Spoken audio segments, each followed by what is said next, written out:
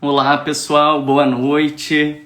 Bem-vindos a mais uma Lapa Live, que é essa série de encontros que a gente vem fazendo desde o início da quarentena, conversando com profissionais que a gente considera que são referências em suas áreas. Então a gente já teve diversos temas desde o início da quarentena. Oi pessoal que está entrando agora, Fernando, Mariana, Paulo, bem-vindos. Carol. Então, para quem não conhece a Lapa, eu vou brevemente apresentar a Lapa Comunicação e me apresentar também. Eu sou o Júlio Trindade, sou um dos sócios da Lapa Comunicação. A Lapa é uma agência escola de estratégia digital e conteúdo criativo, então a gente é uma agência há cerca de 7 anos e meio já de trajetória, e a gente também tem uma frente em educação, em que a gente ministra e traz professores convidados sobre vários temas também. Então depois vocês deem ali uma entradinha também no link da bio para conhecer tanto a agência quanto a escola. Foi assim, inclusive, que a gente conheceu a nossa convidada de hoje, que é a Luciana Mello. Ela foi aluna lá atrás da Lapa e desde então a gente acompanhou o trabalho dela nas redes, se deliciando com tudo que ela produzia e postava. E a ideia hoje é a gente conversar sobre fotos e vídeos para gastronomia. Pessoal, vocês estão me vendo e me ouvindo bem? O título da live está fixado para vocês? Porque eu coloquei ali no início para mim que estava. Deixa eu já chamar a Luca para a gente começar esse papo. Obrigado, Mariana. Beleza. Oi, Carol. Obrigado. Bem, pessoal, estou aqui aguardando a Luca, né, esperando... Ah, que pena. Oi, Luca. Tudo bem? Olá, tudo bem? Tudo. Você espera um minutinho só para ver se eu consigo colocar o título da live aqui, que eu tinha Beleza. colocado no início, mas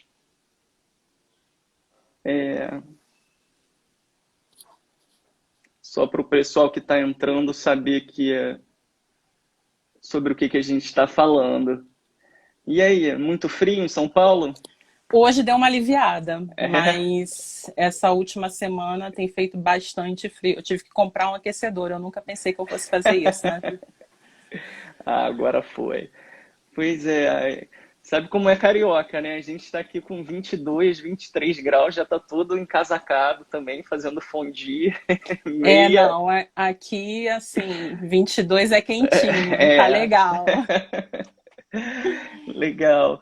Lucas, super obrigado por Que trocar isso, essa ideia com a imagina. gente. Assim, a gente ficou bem feliz de estar trazendo esse tema, de você ter topado o convite. Estava contando que a gente se conheceu nos nossos cursos, é muito legal que a Isso, gente é pois verdade. é, mantém essa relação com muita gente. Apresentei você muito brevemente, eu queria que você Uhum, se apresentasse, na verdade, falasse como começou o projeto, que hoje já é uma empresa, é e aí verdade. depois a gente continua a nossa troca. Então, eu que agradeço pelo convite. É minha primeira live, então, assim, desculpa aí se eu falar abobrinha. Imagina. A gente se conheceu realmente, né? Eu fazendo o curso, quando eu comecei esse projeto que hoje já está formalizado, né? Já virou empresa. Então, assim, em 2016, eu criei o blog Luca na Cozinha como uma forma de escape do dia a dia na empresa em que eu trabalhava. Eu sempre gostei de cozinhar, isso é uma coisa que vem de família, na verdade. Na minha família todo mundo cozinha muito bem, minha mãe, e minha avó é a minha maior influência, né? Minha avó pernambucana, que sempre foi amante de coentro e de cominho, então, assim, ela é minha influência desde quando eu era criança. E então eu comecei a usar o meu final de semana para criar receitas e criar esse blog. E fui aprimorando fotografia, tudo, e eu senti falta, na verdade, de informação. Então eu fui atrás de workshops de mídias sociais com vocês da Lapa, fui atrás de workshop de food styling com uma baita profissional aí do Rio, a Norma Lima, e também como transformar esse sonho que foi crescendo, né? Eu comecei a criar conteúdo dentro de casa. E aí eu falei, não, tá ficando bacana. Será que dá para viver disso? E aí eu procurei um outro workshop aqui em São Paulo para tentar formalizar isso, fazer um formato de negócio. O pessoal do Food Lab, que hoje até eu trabalho com a Patrícia. E esse ano, com essas informações que vocês me passaram, foi super importante. E aí o negócio foi começando a crescer. Eu fiquei 2 anos nessa coisa de trabalho de escritório e blog e fotografia. E aí depois eu falei assim, não é isso que eu quero fazer. Vou me dedicar ao projeto e hoje eu estou aqui. Vim para São Paulo para estudar gastronomia, porque eu achava que eu ainda precisava melhorar um pouco em alguns pontos. E vim para cá, comecei a estudar gastronomia e começou a aparecer uma porção de jobzinhos. Com empresas e também com empreendedoras. E aí foi assim, tô aqui até hoje. Legal. Então fala um pouquinho assim, que tipo de cliente, que tipo de trabalho que você faz hoje? Então, hoje em dia, eu trabalho mais fazendo fotografia para empreendedoras. Então, quando elas criam produtos sazonais ou campanhas ou alguma coisa, eu vou lá e fotografo os produtos delas. A gente desenvolve meio que campanhas juntas. Trabalho com empresas. Hoje em dia eu estou trabalhando como produtora de objeto com a Arno, com a Rochedo. Já trabalhei com a Elefante, já trabalhei com a Mideia. E a gente, na verdade, além dessas empresas, a gente fica prospectando nessa área de gastronomia. Eu trabalho junto com a Patrícia no estúdio DDM, mas eu fico mais com a parte de criação. Legal. Beleza. Luca, então fala um pouquinho sobre fotos e vídeos para gastronomia, que é o tema que a gente abordou, né? Tá abordando na live. Pessoal, também fiquem super à vontade para vocês Isso, enviarem quem quiser perguntar. perguntas, que a ideia é que seja uma troca mesmo. E aí, claro, né? Gastronomia foi um dos temas, está sendo um dos temas da quarentena. Vocês têm esse luxo aí de saberem cozinhar desde sempre. Quem não sabia teve que se virar, teve gente, né, fazendo ovo pela primeira vez. E, consequentemente, pessoas querem postar, seja pessoalmente, muita gente também resolveu investir nisso profissionalmente, né? Quando tinha um projeto pessoal e resolveu botar em prática. Então, queria te perguntar, assim, qual o principal desafio que você acha para tirar uma boa foto de comida, que não é algo simples, né? Assim, eu acho que tem características muito particulares a gastronomia, um olhar até sobre os ingredientes, sobre a comida em si. O que você considera que são os principais desafios para foto? Depois a gente fala um pouquinho sobre vídeo também. E assim, já te perguntando um pouquinho sobre equipamento, que é a dúvida comum, né? O que eu preciso? Eu preciso já começar com uma câmera profissional, semi, com smartphone, até onde que eu posso ir? Então, esses princípios básicos. Então, hoje em dia, smartphone, ele é uma baita ferramenta. Você consegue fazer, ter de ponto de partida com um smartphone assim, super tranquilo. Na hora de você tirar uma foto, eu só acho que, na verdade, você tem que tomar um certo cuidado com alguns pontos que independe se é smartphone ou câmera, você vai precisar cuidar disso. Com o smartphone, o melhor ângulo para você usar, para você fotografar, é aquele top view, é aquele quando você posiciona o celular em cima do objeto e você tira de cima a foto. E aí fica aquela foto chapada. Esse é o ângulo que funciona melhor com o smartphone. Além disso, além do ângulo, uma coisa que é super importante também é luz. Eu indico todo mundo a fotografar com luz natural, porque ela é linda, tudo fica lindo na luz natural e é de graça. Você não vai precisar fazer nenhum investimento com iluminação e super funciona. 90% das fotos que eu tiro até hoje são com luz natural. Então, assim, vai tornar o teu alimento muito mais bonito. A outra coisa que você precisa tomar um certo cuidado é com o fundo que você vai utilizar para foto. Então, por exemplo, tem que ser um fundo meio que neutro para ele não brigar com o objeto que você está fotografando. Então, você pode usar lona de tecido cru, você pode usar cartolinas. Então, a cartolina, se você usar uma cor forte, ela pode trazer um ar moderno para a tua foto. Você pode, por exemplo, comprar umas tábuas de pinos na Leroy. Eu bato ponto na Leroy quase toda semana.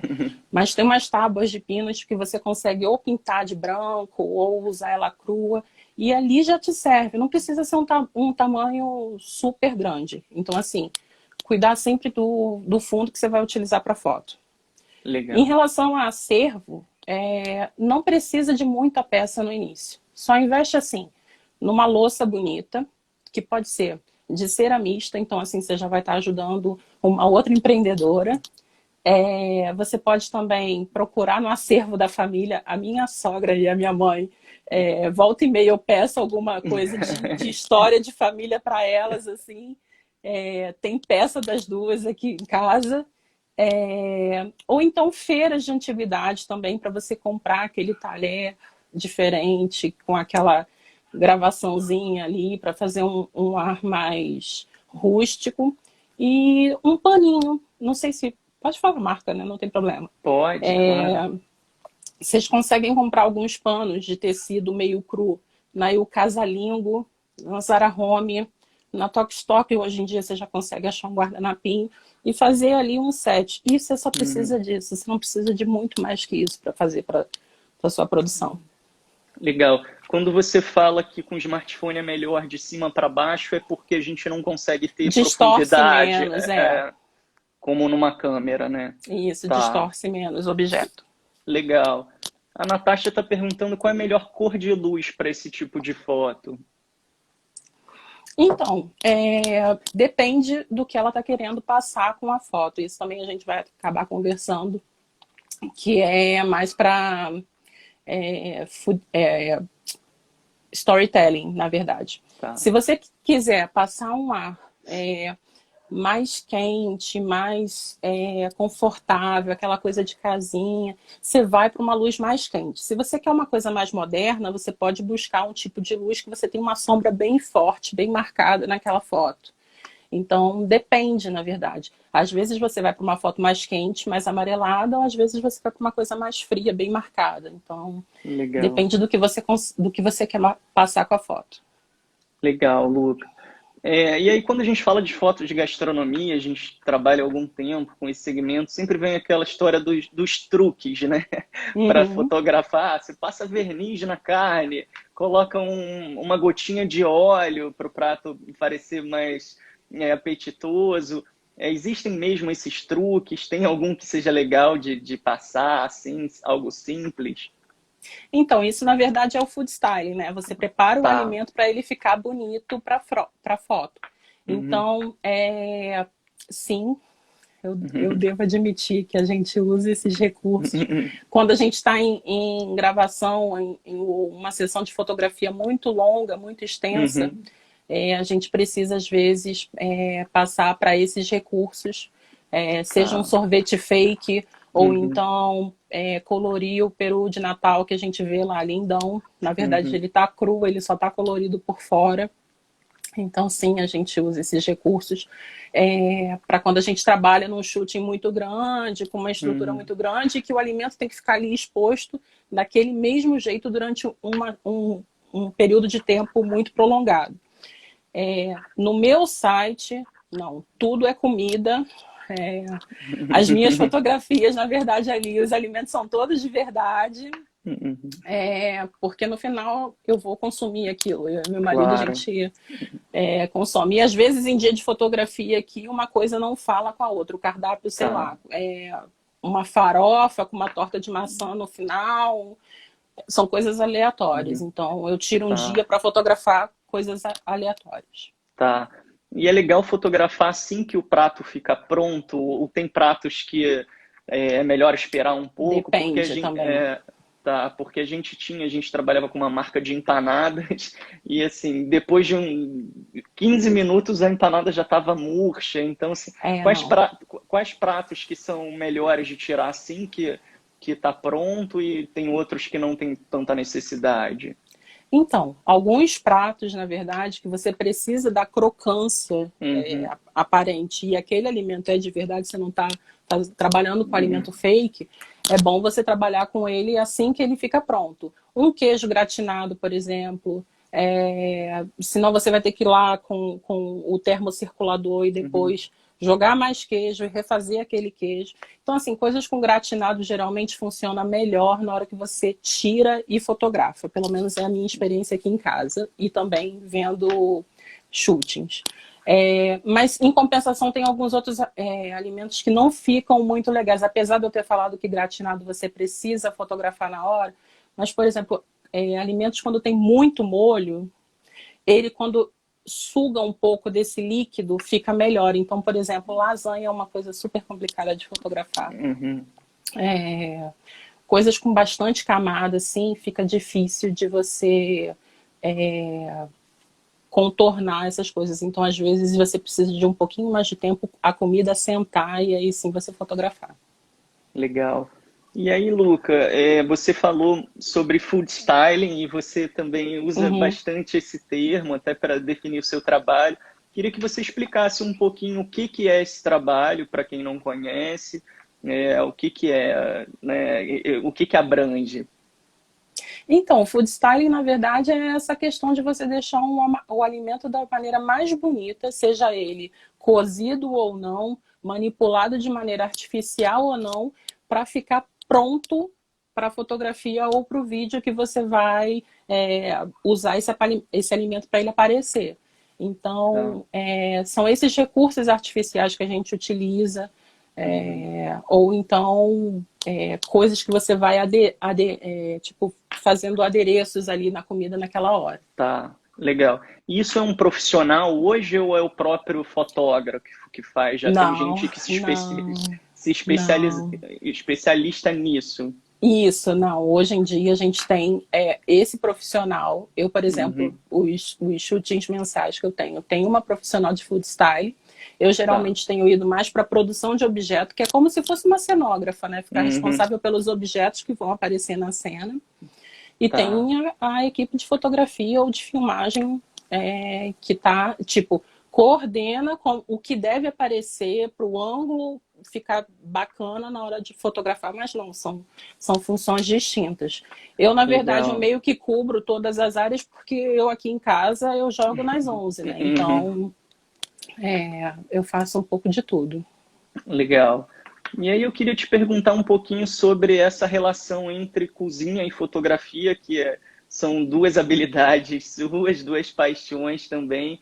Se você acha que um fotógrafo, né, ou alguém para filmar gastronomia precisa necessariamente entender de cozinha, né, cozinhar para ter um olhar mais apurado, se não, mas se isso, como você tem essas duas habilidades, se você vê que isso ajuda, de certa forma, a sua produção também. O fato de você cozinhar e estudar gastronomia também ajuda no seu processo de filmagem ou de fotografia.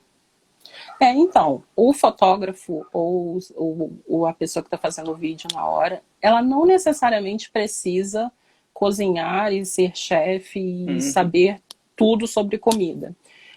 O ideal, na verdade, nesse caso, é que o cara faça uma pesquisa boa, tipo, vou fotografar peru de Natal, então vamos buscar referência do que seria um peru de Natal e vamos passar esse roteiro para a galera que vai trabalhar com a gente. Então, assim, para o profissional de fotografia e o videomaker, não precisa saber cozinhar. Mas o ideal é que ele entenda do que ele está fotografando. Então, assim, conversar, fazer um briefing bacana com a galera que vai cozinhar ou então com a galera que vai preparar o peru, por exemplo, para fotografar. É bacana que ele saiba. No meu caso, eu senti essa necessidade de aprimorar e vir aqui estudar gastronomia, porque, de novo, eu meio que faço todas as funções numa fotografia aqui em casa. Eu fotografo, eu cozinho. Então, assim, às vezes eu sentia necessidade de saber um ponto bacana da carne, ou então de como branquear um legume, uma verdura, alguma coisa assim, e deixar ele bonito para as minhas fotos. Então, no meu caso, eu senti essa necessidade, mas não, o fotógrafo ou o videomaker não precisa. Tá.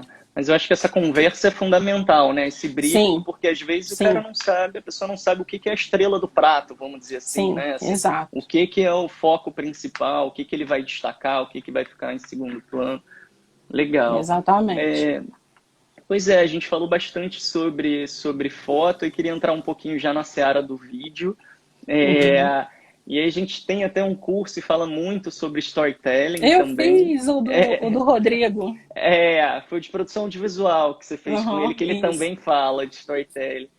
E se você acha que uma receita é uma narrativa, uma receita é um storytelling, como é que você pensa quando você está fazendo um vídeo de um prato, né? Como que a gente vai contar a história, né? Eu acho que tem muito esse conceito, Sim. desde o que é o início desse prato, onde começa, como que é esse processo? Você faz um roteirinho antes, se você concorda assim com essa impressão de que um prato também é uma narrativa, né? O Sim, você conta preparo do história, prato. né? Sim, isso. Eu acho que storytelling hoje é uma das palavras que veio para ficar, assim, na verdade. Como assim, na verdade?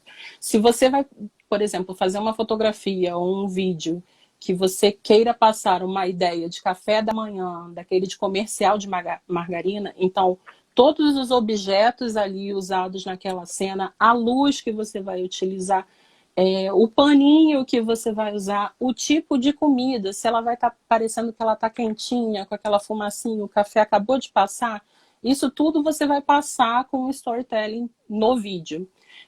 Se você quiser passar uma coisa mais moderna, você faz um fundo chapado vermelho, a sua comida com aquele foco, assim, com aquela sombra, uma coisa mais minimalista.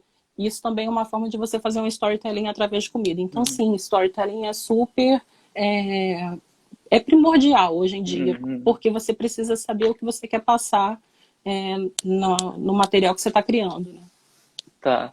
Mas aí, como que é o seu processo de criação para um vídeo? Você escreve um pouquinho antes ou você filma e depois vê na edição o que que entra, o que que não entra? Então, no meu caso, hoje em dia, eu não faço mais isso porque o foco do blog sempre foi, na verdade, praticidade e você dá uma Uhum, roupagem para os ingredientes do dia a dia diferente. Então, tipo, ao invés de fazer aquela cenoura refogada que todo mundo faz, a minha preocupação era criar receitas que você pudesse dar uma outra roupa para a cenoura. E a minha preocupação, na verdade, que eu sempre tive com a estética do meu site é tornar a coisa acessível para que as pessoas tivessem vontade de ir lá fazer o prato. Então, tudo que aparece na minha cena são objetos que eu usei em casa. Então, um bowl de vidro, todo mundo consegue comprar um bowl de vidro, seja na Casa e Vídeo ou uhum. numa Líder, algum lugar assim. São objetos acessíveis. E aí nisso também tem o storytelling do meu site, né? Que é tipo coisa que todo mundo consegue resolver com praticidade, um jantarzinho para durante a semana. No meu caso, aqui para o meu conteúdo, não. Mas para os clientes, por exemplo, a gente sempre tem que pensar em contar essa história, né? Seja com um objeto na cor da marca, ou então, por exemplo, uma cena mais clean, né? Tipo, Uhum. não jogar as coisas aleatórias na cena. Tudo bem pensadinho ali. Então a gente, de novo, volta para o roteiro antes de ir para a cena, né? Tá, legal. Pessoal, enviem também suas perguntas, fiquem super à vontade. Luca, o que que é o termo food porn que a gente ouve também com certa frequência quando a gente vai falar sobre fotografia, especialmente vídeo para gastronomia? É um ângulo mais fechado? O que que é esse conceito, esse termo? Então, food porn é aquela vontade que te desperta quando você vê alguma comida que você nem sabia que você estava com vontade daquilo, né? Então, por exemplo, quando você está num ponto de ônibus e aí tem aquele banner gigantesco da Coca-Cola super suada num calor de 40 graus aí no Rio. Isso aí é o food porn. A Uhum. cerveja estupidamente gelada. Ou então naqueles vídeos do Taste Made, quando eles focam Sim. naquele queijo, assim, pega o Uhum. sanduíche e o queijo puxa, assim. Isso tudo é food Tá, porn. A calda de tá, chocolate pingando, isso tudo é food porn. tá. E aí Legal. sim você tem técnicas, né, para fazer food Uhum, porn. Seja uhum. você fazer um slow motion para a coisa acontecer assim vários segundos, ou então você focar bem naquela cauda que está escorrendo e a pessoa fica pensando assim, meu Deus, eu queria agora. Tá, legal. E aí, assim, pensando no pessoal que está começando, se aventurando tanto na cozinha quanto na fotografia e no vídeo, aí eu falo com propriedade de causa, que é o meu caso, que eu sou um chefe da quarentena, que tem até aquele perfil lá, só, eu não sei se você conhece, que é no Instagram, Sim, Chefes da Quarentena, que é sim, maravilhoso, só de bombou. bombou, só de furos nos chefes na quarentena. Então eu sou um dos que dediquei a minha quarentena a me aperfeiçoar Você na não quebrou cozinha. nada nem queimou nada, né? Não queimei nada por enquanto, ainda não. Senão eu mando para lá, para os chefes na quarentena. É, e aí eu queria te perguntar assim, quais são os pratos mais fáceis, difíceis de fotografar? Porque eu acho que quem quer fotografar e filmar pensa desde tem um passo inicial que é pensar o que que vai fotografar, né? Sim. Eu por exemplo, tive duas experiências nessa quarentena. Eu fiz um feijão pela primeira vez, tô melhorando o feijão Opa! e fiz um polvo também. E aí o polvo é Nossa, mas aí fácil, foi arrojado, hein? pois é, mas eu Eu só vim achei fazer polvo relativamente, aqui só depois que eu é, aprendi. eu achei relativamente tranquilo. Eu vi umas três receitas lá. E aí, assim, o polvo é maravilhoso de tirar foto, Uhum. porque ele tá bonito, você Sim. grelhou, enfim. Agora o feijão, como é que Não, tira é, uma realmente. boa foto de feijão? E foi mais desafiador do que o polvo, porque eu comecei de véspera, enfim. Então, quais são os pratos, assim, que são mais legais, mais fáceis, na verdade, de fotografar? E quais são os mais difíceis? Tem sempre Então, só para, desculpa, tem sempre aquela coisa, a comida japonesa é relativamente, né, porque tem muito contraste, tem muitas cores, é verdade que é e é melhor de super fotografar. delicado, né? Uhum, Sim, a comida japonesa, ela é realmente uma foto já praticamente pronta, assim. É, dependendo de como você dispõe as peças, já tá feita ali a foto, né? É, mas realmente tem muita comida que não fica bacana. Por exemplo, eu tenho uma grande dificuldade de fotografar coisas com muito molho. Um ensopado, por exemplo, o feijão que você falou. Então, eu geralmente, quando eu parto para esses alimentos com mais caldo, eu nunca coloco só ele no prato. Lá no site vocês vão encontrar muitos furos assim de conteúdos antigos, mas hoje em dia eu tento não fazer esses pratos com muito caldo sozinho. Eu faço PF, né? Eu coloco um arroz ou um legume qualquer e aí aquele prato caldoso, até para fazer meio que uma barreirinha assim para ele não correr, né? uhum. Lasanha, quem chegar lá no site vai ver que tem lasanha desconstruída, porque na verdade a gente estava filmando e aí a luz também estava acabando, eu ainda não tinha iluminação artificial. E aí eu comecei a correr com o preparo e depois eu tinha que fotografar ele pronto. Então, assim, eu não pude esperar a lasanha ficar, ou então tentar fazer uma fatia de lasanha separada. E na hora que eu cortei, ela desmoronou e bola para frente, vamos, que vai ser assim mesmo. Coisas com muita camada, você tem que ter um controle de tudo que você está empilhando ali, né? Então, por exemplo, se você vai fazer um mil folhas, que é creme, mil folhas, aquela frente ali que você vai fotografar, você vai ter que trabalhar bem. A Uhum. lasanha, na verdade, que é o macarrão e os molhos, e depois ainda tem um gratinado. Você, na verdade, monta ela separada, você não assa uma lasanha, né? Na verdade, corta, você faz aquele pedaço ali, fotografa. E esses alimentos meio caldosos, assim, que você não tem muito controle, né? Tá. A Esses, para Cecília mim, tá são os falando, vilões. tá, a Cecília tá falando que cachorro quente e pizza são desafios. Aí acho que entra um pouco naquela, talvez esses alimentos É, precisem ser na hora, né? Porque uma não, pizza o depois. hot dog, na verdade, você consegue até ter um controle, né? Na verdade, a gente, quando prepara um pão, normalmente, sei lá, 70% das vezes eu vejo as pessoas cortar na lateral do pão, né? Tipo, o Uhum, topinho e a parte de baixo. Eu, quando preparo para foto, você tem o topinho ali e você corta ali naquele meio, naquela parte arredondada, assim. Então, você faz o corte em pé, assim, no pão e encaixa a salsicha ali. Tá. E aí, quando é um hot dog com muito molho, o ideal, na verdade, é você aplicar o molho depois. Você não pegar uma salsicha ensopada e botar ali no meio, porque senão vai molhar o pão realmente. E aí você desenha mostarda ou desenha ketchup. E às vezes, por exemplo, a salsicha também ela é menor que o pão.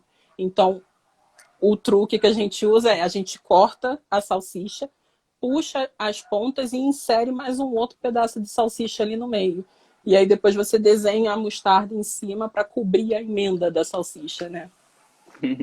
E Tá. pizza, na verdade, você tem que, tipo, quando a gente faz lá no set, a gente compra a massa pronta, aplica os toppings na hora.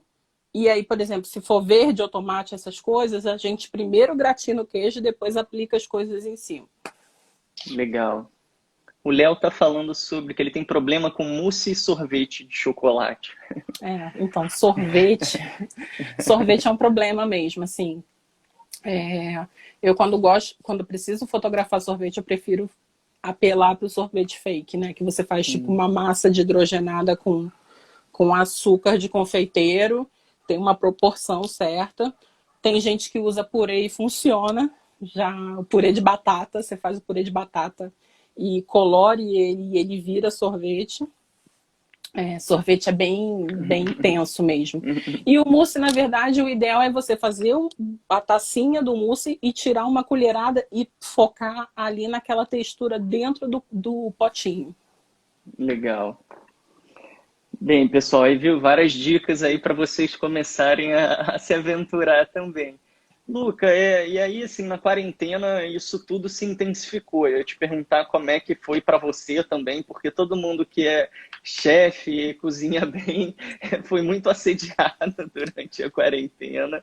Se isso também aumentou para você, assim, a sua, né, procura, tanto seu trabalho quanto gente pedindo socorro. A Uhum, Rita Lobo está até uhum. lançando um livro aí, Sim, né, que é da série dela que virou Rita é Rita fantástica, Hell. né? Tipo, Pois é, e aí eu queria te perguntar essas duas coisas, né? Assim, sobre o aumento, de certa forma, sobre esse tema, de procura sobre esse tema na quarentena, e os programas culinários, né? Eu acho que até um pouco antes da quarentena é, já tem uma espécie de retorno à cozinha. Muita gente que comia muito processado ou fast food, ou não se alimentava bem, tem uma cultura já há algum tempo na TV também sobre sim. programas culinários. A Rita Lobo já está aí há alguns anos e isso também vem se intensificando. Então, eu queria te perguntar tanto sobre a quarentena quanto que referências você assiste. Eu aprendi o povo com o Mohamed, eu não sei se você conhece, que Conheço, é um conheço. Ele é super ex-Masterchef. desenrolado, E aí eu achei relativamente simples lá a receita, eu vejo muito, eu estava brincando com você, eu assisti aquela série na Netflix da iraniana, né, que Aham. Sal, Calor, gordura. Sal, Gordura, comprei o livro, então como que é essa cultura que também vai para o audiovisual, como é que você vê isso, se isso também ajuda as pessoas a cozinharem mais? Então, a quarentena, na verdade, eu acho que obrigou, principalmente no início, né, obrigou muita gente a correr para a cozinha mesmo. Eu já tenho visto esse movimento realmente da gastronomia ter aumentado de uns 7 anos para cá, talvez, 8 anos para cá. Talvez um pouquinho mais, principalmente com o MasterChef, mas eu acho que aumentou um pouquinho mais porque as pessoas estão mais preocupadas com o que elas estão consumindo, né? Eu vejo também uma preocupação aumentada das pessoas com a origem do que eles estão comendo, né? Então, assim, você Sim. vê o maior consumo e o maior acesso que a gente tem hoje em dia às feiras orgânicas, as pessoas estão Uhum. preocupadas com a qualidade do alimento que elas estão ingerindo, né? E na quarentena isso tudo intensificou, né? Tudo que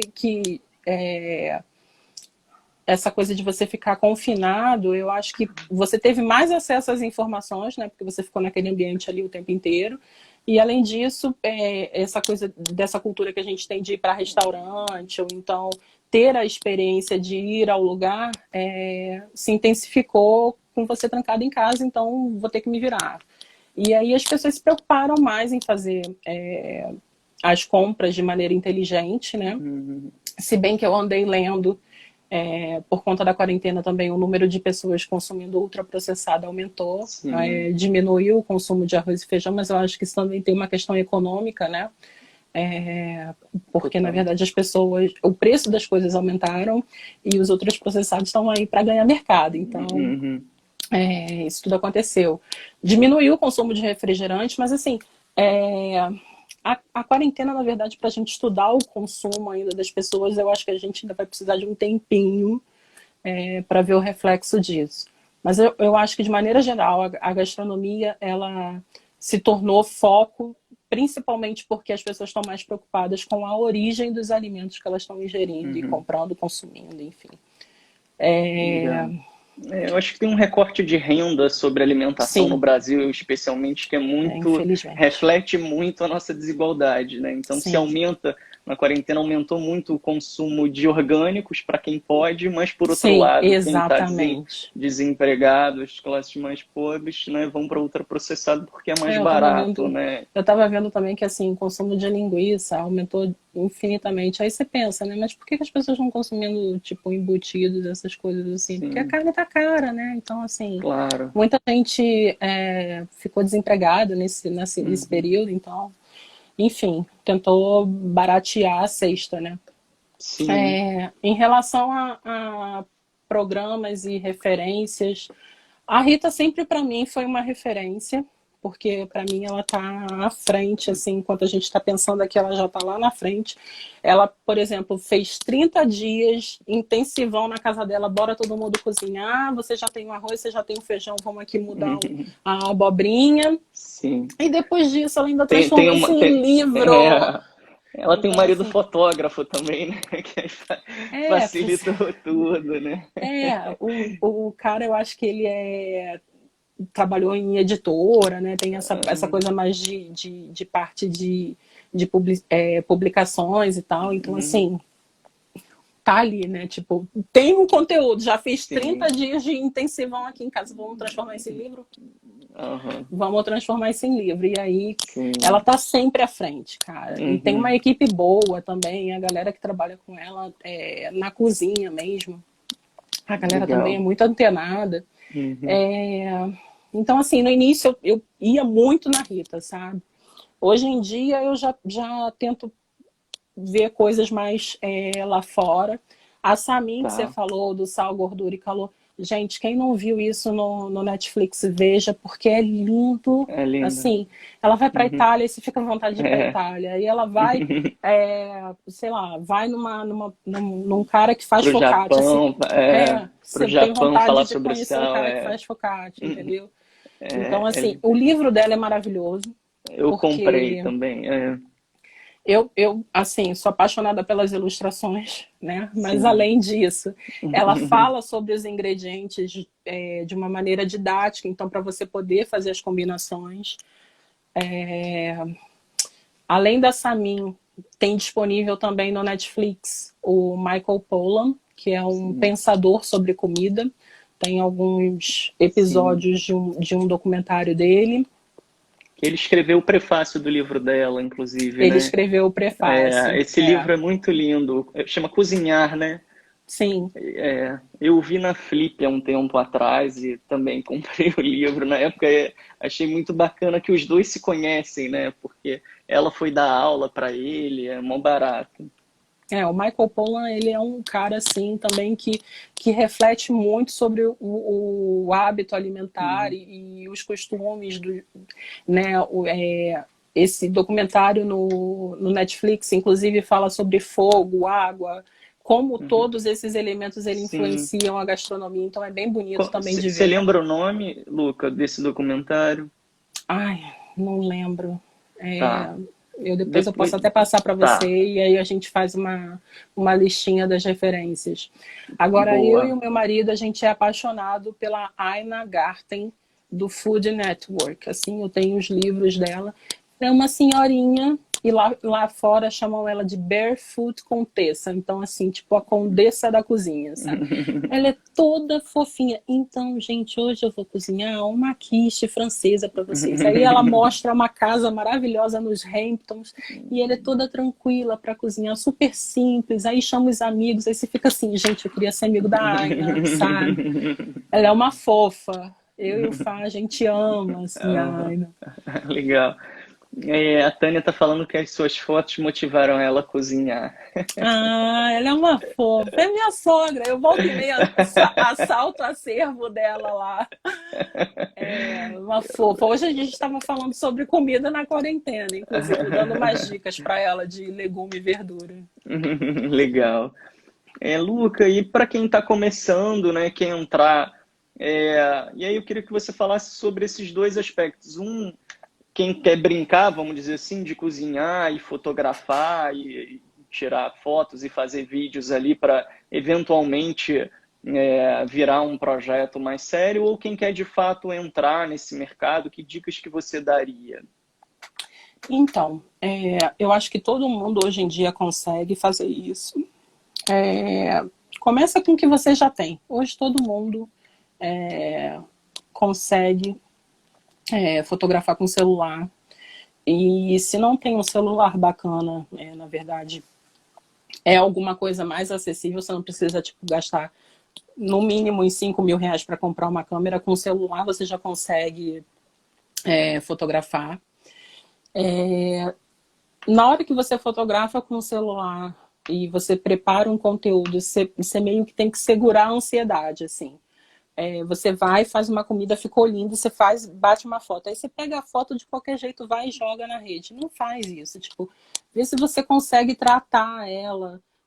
Tem vários aplicativos hoje em dia gratuitos que você consegue tratar a imagem um pouco melhor. Trabalhar distorção, quando a comida fica meio distorcida, ou temperatura, ou então dar uma sombrinha melhor para a foto. Isso tudo você consegue fazer com aplicativos gratuitos e disponíveis hoje. Não investe muito dinheiro logo de partida. Treina bastante antes de você chegar e fazer um investimento desse, para você não precisar desembolsar, você vê o que funciona para você antes disso. Que mais que a gente pode falar para as pessoas? Cara, hoje em dia todo mundo consegue fotografar, ou então fazer vídeo. Vídeo, então, é muito mais fácil você fazer no smartphone, porque assim, com os formatos que o Instagram hoje oferece, você consegue, que nem a gente aqui hoje, fazer uma live, você consegue fazer stories para fazer uma coisa mais despojada. Outra coisa que eu ia falar, o Stories, ele é uma ótima ferramenta para quando você quer fazer algo imediato, porque está ali 24 horas. Então, por exemplo, você fez o cookie e aí quer fotografar e quer mostrar para as pessoas que você fez um cookie hoje, use Stories para esse tipo de conteúdo, porque ele é meio que instantâneo. Para o teu feed, tenta trabalhar essa foto de uma maneira mais rebuscada para ficar ali sempre que a pessoa for no teu perfil. Você falou sobre referências também, né? De repente dá uma olhada Isso, antes. exato. Não sei se tem algum lugar que você olha no Pinterest. Isso. Então, eu, por exemplo, quando eu vou fotografar um prato específico, boa você ter lembrado, eu sempre vou no Pinterest. Então, por exemplo, eu vou lá fazer bolo gelado de coco. Eu jogo no Pinterest, vejo todas as fotos que tem de bolo gelado de coco. E aí eu vejo o ângulo que as pessoas estão usando. Vejo louça que está usando, o tipo de temperatura de luz que as pessoas estão usando. O Pinterest é uma ferramenta ótima para referência. Então, assim, eu sempre faço esse trabalho antes de fotografar alguma coisa específica. Outra coisa também que eu faço é ver quem é o chefe, o bambambam do meio que você está querendo trabalhar. Então, por exemplo, você vai trabalhar com carnes. Tenta ver quem é o especialista em carnes do mercado. E aí começa a seguir esse cara, ver que tipo de conteúdo que ele está criando. Isso também é uma boa. O que mais que a gente pode falar? Eu tinha pensado mais alguma coisa, deixa eu ver aqui. Eu acho que você já tinha comentado sobre a luz, né? De preferencialmente usar a luz de dia. Aí, Luca, eu queria te perguntar um pouquinho sobre o mercado de trabalho, né? Você fez esse movimento, claro, para estudar também, né? De sair do Rio para São Paulo. Mas se Uhum. você vê uma diferença, porque a gente na publicidade sempre vê essa diferença muito nítida, do Rio para São Paulo, o mercado é muito maior. Como é que você sente assim para esse mercado? Se existe diferença, se, enfim, já está mais profissionalizado em São Paulo, essa relação entre as É, é. cidades? Infelizmente, assim, tem, eu sou carioca, eu amo o Rio, eu acho o Rio lindo, mas assim, realmente a gente tem muito que correr atrás de São Paulo. Não só por conta de mercado de trabalho, que o Rio, coitado, foi assaltado, né? Uhum. Enfim, todos esses anos pelos governos, mas na verdade é infra, né? Tipo, as pessoas não querem tipo fazer um investimento de uma escola de gastronomia no Rio, por conta de violência ou por conta de infra. E aqui em São Paulo, você sempre tem não só uma, mas várias de tudo. Então, não só a escola de gastronomia, você tem várias aqui em São Paulo. Escola de fotografia, você tem várias em São Paulo. Restaurante, sei lá, árabe para ser seu cliente, você tem vários aqui em São Paulo. No Rio você conta dois, três. Eu acho que a proporção das coisas em São Paulo, elas são todas muito Uhum. maiores, né? Eu, por exemplo, na época que eu fazia meu conteúdo no Rio, teve uma vez que eu precisei fazer o carbonara da Rita e era feito com panceta. Vou contar esse Tá, caso assim rapidinho. claro. E eu fiquei uns 3 meses procurando panceta no Rio, que é tipo uma carne curada, que é um bacon, Uhum. tipo um tubo assim. E eu fiquei uns 3 meses e fui achar numa deli lá dentro da Cobaldo Leblon. Quando eu me mudei para São Paulo, o bairro onde eu moro tem uma feira de rua muito, assim, falada, né? As pessoas vêm muito para feira livre aqui, feira de rua mesmo, tá? Uhum. E aí eu andando um pouquinho mais, quando eu olho, assim, tem uma barraca gigantesca de queijo com a danada da pancheta lá. Eu falei assim, Fabrício, tem pancheta na feira de rua. Então, assim, Uhum. seja para questão de ingredientes, seja para questão de mercado, seja para questão de investimento. A Natasha está falando, no Rio eu sinto falta de restaurante temático. Em São Paulo eu acho. É verdade, porque aqui, por exemplo, também tem muito imigrante, né? Então, o Sim. meu bairro tem bastante imigrante japonês. Então, tem restaurantes japoneses, mas não só de comida japonesa que a gente conhece no Rio. Tem de bentô, que é a marmitinha Uhum. deles. Tem um restaurante ao lado que é de lamen.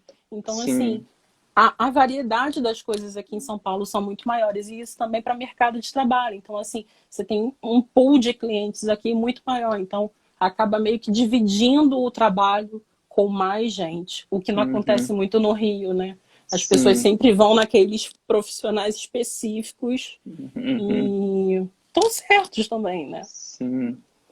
A Mari tá falando aqui que vai ter que assaltar a geladeira quando acabar a live, eu também, ainda mais nesse horário aqui, né? É É... verdade. Hoje é happy hour, inclusive. Ô, Luca, deixa eu te perguntar uma coisa, eu não sei se é óbvio, assim, mas qual é, não é qual é a diferença, mas assim, tem muita coisa que dá para fazer em casa, né, usar a sua própria cozinha como Uhum. cenário, e tem um estúdio, né? Cada vez mais eu acho que isso também é um movimento que vem crescendo de estúdios específicos para gastronomia, assim, quando que você toma essa decisão de ir para um estúdio, o que que dá para fazer em casa, claro, a diferença de estrutura, então, assim, se faz sentido pensar essas duas possibilidades. Então, 90% do meu conteúdo hoje em dia, 90 não, acho que 95% do conteúdo sempre foi feito em casa. O meu Uhum, conteúdo, né? O conteúdo do meu tá. site. Eu sinto dificuldade aqui quando eu preciso, por exemplo, fazer settings em que parece uma mesa posta com mais pessoas. Então, por exemplo, fazer mais lugares de mesa. Sabe essas fotos que você consegue ver que é um cenário maior, tipo uma ceia de Natal? Isso eu Sim. sinto dificuldade. Então, assim, Tá. para mim, a dificuldade hoje em dia é questão, na verdade, de espaço para você conseguir montar. Mas, de novo, assim, para quem está começando, uma tabuinha de 60 centímetros por 30 centímetros já vai parecer que é uma mesinha ali com um lugar para a pessoa fotografar o seu prato, ou então um pedacinho da própria mesa, tá? Bota uma Legal. toalha de algodão branco ali, você já consegue fazer uma fotografia para dois. Eu acho que a maior dificuldade para mim hoje em dia é questão de dimensões mesmo, né? De você conseguir fazer fotos com que você precise de um fundo maior, que vaza mais da imagem, né? Mas tirando Tá. isso, sei lá, 95% do conteúdo que eu crio para o meu site é feito em casa. Não tem muito Tá. problema, não. Legal. Pessoal, Tá? mandem suas perguntas. A Mari está falando aqui, é muito melhor para São Paulo, é muito melhor para vegetarianos, tem sempre Você opção. tem mais recursos, mas sabe que eu sinto uma É, saudade do delírio tropical? Aqui não tem, gente. é. Não tem. Pessoal, a gente tem mais 5, 10 minutinhos, dependendo aí da boa vontade do Instagram. Luca, o que eu queria te perguntar é sobre a estética, assim, da culinária, vamos dizer assim. Se Uhum. você percebe que isso foi mudando ao longo dos últimos anos, não sei se eu tenho um pouco essa impressão que o Tastemade ali, ele criou um modelo que muita gente acabou seguindo, né? Assim, que Sim. é aquela câmera de cima para fazer isso. Você acha que teve algum tipo de mudança na estética, na linguagem audiovisual para a comida? Ou ela, né, Eu acho acho que que é ela está diferente. sempre, Uhum. em mutação, na verdade. O TasteMade depois Uhum. ele teve que se adequar para o IGTV, né? Porque ele fazia sempre Uhum. aquela coisa pequenininha ali Sim, e de cima, e agora você já cima. vê no TasteMade já tem mais formato Stories, né? Que é essa coisa de Uhum. frente, o bowl de frente. De vez em quando eles aparecem de cima, mas essa coisa sempre meio minimalista ali, acelerada. Mas eu acho que isso é uma coisa assim. Eu estava conversando até com o Fá hoje. As coisas são tão instantâneas. Uhum. Hoje a gente está, tipo, começando a fazer IGTV. Aí daqui a pouco vai Uhum. e aparece o Reels ou O o Reels, TikTok. Ou... Uhum. Então, assim, Tem que dar uma eu... receita em 15 segundos. Exatamente. Aí eu tava gravando, fui testar o Reels. Aí eu fui fazer um curry de frango. Eu falei, caramba, tinha que ser uma receita com menos ingredientes. Porque com Uhum. 15 segundos meio complicado. Então aí você vai começando a criar conteúdos Uhum. para atender a cada formato de mídia, Sim. né? Uhum. Então Tá, é isso. legal. Beleza, Lucas. Super obrigado. Tem alguma coisa que eu não te perguntei que você queria comentar com a galera? Assim, de novo te Não, agradeço. assim, Fala. eu queria, na verdade, agradecer a oportunidade Uhum. que você me deu de vir falar. Imagina, prazer. Eu acho que as pessoas, na hora que começam, têm que procurar recursos mesmo, porque assim, você empreender, na verdade, você vai fazer um pouco de tudo, mas buscar sempre aprender, né? Seja em workshops, a Lapa, por exemplo, me ajudou pra caramba no início na parte de mídia. Tive que começar a pensar em perfis mais profissionais, então foi naquela época que eu transformei o meu Insta, né, em uma conta profissional. Não pensa também em tudo isso como um empecilho, na verdade. Você vai crescendo aos poucos. Eu vim me formalizar, por exemplo, como empresa no ano passado. Então, Uhum. não tornar empecilho, sabe? Eu sempre tenho... a palavra do momento hoje em dia é resiliência, né? Tipo, você ficar lá tentando, tentando e persistindo e tentar melhorar todo dia. E o meu mantra desde o início é sempre melhor feito que perfeito, né? Claro. Você faz hoje, e aí até por conta desse imediatismo das mídias sociais, você vai e faz hoje, ai, não ficou bacana. Aí no dia seguinte você tenta de novo, e aí melhora aquilo que você não estava conseguindo fazer, né? As pessoas, na verdade, eu, por exemplo, eu tenho problemas sérios de ficar botando a cara e ficar falando. E você me chamou, eu falei, não, cara, quer saber? Vou fazer uma live sim, vou botar a cara, e aí essa é a primeira, e se não Foi der certo, ótimo, depois a gente vai e claro. faz outra. Então, Uhum, assim, é tentativa e erro, sabe? E aí ver o que não funcionou dessa vez, e aí faz para a próxima. Mas sempre tentar, tenta, sabe? sim. Não seja Uhum, cruel com você mesmo, sabe? claro. Sempre tentar melhorar errando. Sim. Esse é um barato do digital, né? Se por um lado tudo é tão efêmero, por outro também tem uma possibilidade de teste tão grande, Exatamente. né? Faz um story, não É ficou sempre legal, testar, ficou pois 24 é. horas. Legal, E lá Luca. na criação do blog também, muitas amigas minhas me incentivaram. Eu falava assim, ai gente, cara, eu vou fazer um blog, ninguém mais lê nada. Que blog, o quê? Ela falou, cara, faz para você, sabe? Não Uhum, precisa. Aí daqui a pouco 5 pessoas estão lendo, daqui a pouco 10. Vai ser sua mãe, vai ser sua família e tal, mas daqui a pouco vai ter uma receita bacana que alguém vai curtir, vai encaminhar. E foi meio que uhum, aconteceu isso comigo também. A Lela da Jantinha de hoje, há um tempo atrás, ela hoje deve estar com uns 350 mil, sei lá. Ela amou uma sopa de cebolinha que eu fiz, que é inspirada inclusive no Delírio Tropical, e ela repostou, e eu ganhei milhares de seguidores só por causa de uma sopa de cebolinha. Então, é isso aí, entendeu? É claro, testar até alguém ver. legal. O pessoal tá dando super parabéns aqui, elogiando Obrigada! suas fotos, seus pratos. Pessoal, sigam a Luca também para ver as receitas, as fotos. Também, se vocês ficarem alguma dúvida, depois entrem em contato com ela ou com a gente. Luca, de novo, muito obrigado. Foi mó Obrigada, barato. Júlio. Um abraço no Espero que a Fernando aí, gente. eu fico na Tá, torcida vou por vocês dar. sempre, tá? Tá, a gente também. Pessoal, eu vou deixar a live salva se o Instagram não me boicotar, então eu só conto isso no final para vocês assistirem até o fim, mas quem chegou depois pode assistir o começo. Vejam também os nossos cursos aqui no link da bio. Semana que vem tem de produção audiovisual para plataformas digitais que a Luca fez lá atrás também. Então, mantenham contato com a gente, tá? Beijão, Luca. Muito Um beijo, obrigado, viu? obrigada, Júlio. Obrigada por Obrigado a tudo, viu? você. Um Tchau. abraço, gente. Tchau. Tchau.